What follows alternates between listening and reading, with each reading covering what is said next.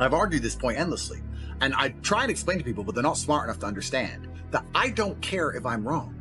I don't care. So I don't give a fuck if I'm right or wrong, because no matter what bad happens to me in my life, even if, heaven forbid, the worst things on earth that could happen to me, I could never become clinically depressed, because I would never self-diagnose myself as clinically depressed, because I don't believe in it. Yeah. I believe that I am currently sad, but I have work to do, and eventually I will feel better. I will never get to a point of absolute desperation and kill myself, because I'm never going to get to a point of hopelessness, because I don't believe in the idea of hopelessness. You cannot try and make me adopt thinking that will reduce my competitiveness as an individual. I don't believe in things that take power away from me. I don't believe in things that make me less competitive, and I don't adopt mental models that make me less competitive. Every single mental model I have are the most efficient ones I could find.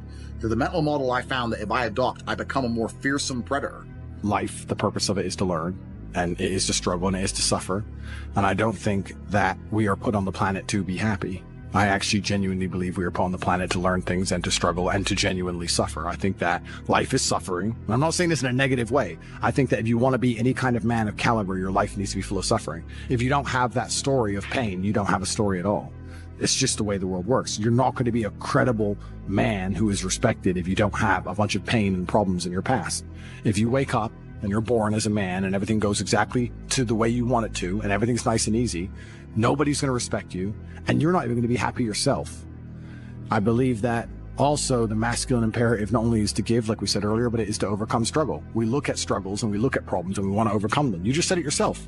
I want more followers. I want to get bigger. It's a problem. I want to fix it. I got to beat it. You're supposed to wake up and look in the mirror and say, this is my name. This is who I am. I'm going to be the best version of myself, and everybody's going to respect me, and I'm going to force them to, because that's the way the world works. Respect can be squeezed out of people. They don't have to like you. You can't squeeze someone liking you.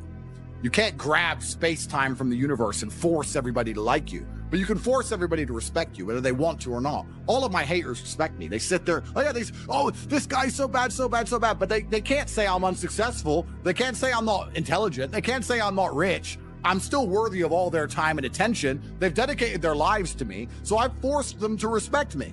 If I was a nobody, then they wouldn't be reporting on this garbage case of mine. So you can force respect from people, and this is actually most observable with women.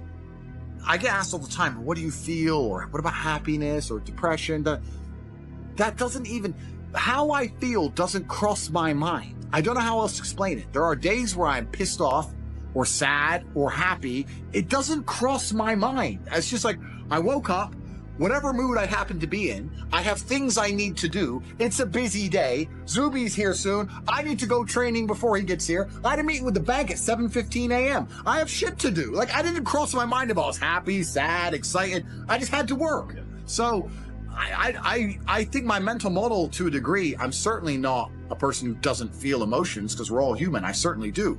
But I've never prioritized them in any regard. I haven't built a mental model that affects, I haven't put them in the middle of my mental model and then affected my actions based on how I feel for each one. It's absolutely and completely the opposite. I would love to do a podcast on a day where I'm particularly sad and a podcast on a day where I'm particularly happy, and I guarantee you wouldn't be able to tell the fucking difference. So that's what allows me to be competitive. God has something he needs me to learn, so I'm going to go back to the dungeon. And that's just the mental model I'm going to adapt, because I think that's the best way for me to compete, be the best version of myself. So a human, I think, is a vessel designed to suffer, to become a best version of itself, so it can pass on lessons to the fullest of its capability to its offspring before its ultimate demise onto the final stage, or the next stage of this life, or whatever lives we live. So we'll see. I mean, I've talked to psychiatrists, and there's some psychiatrists who would argue that it's insecurity to feel like you need to prove yourself to the world all the time.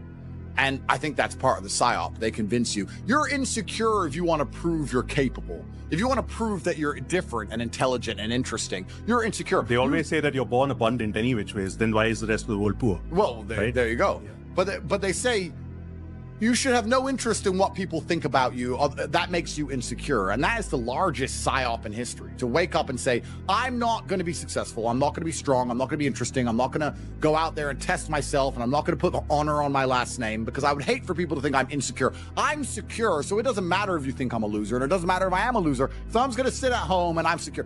No, it's not insecurity. It's called duty to your last name and honor. And that's just another one of the many different tentacles inside of the psyop octopus, trying to snatch any motivation left from the masculine spirit.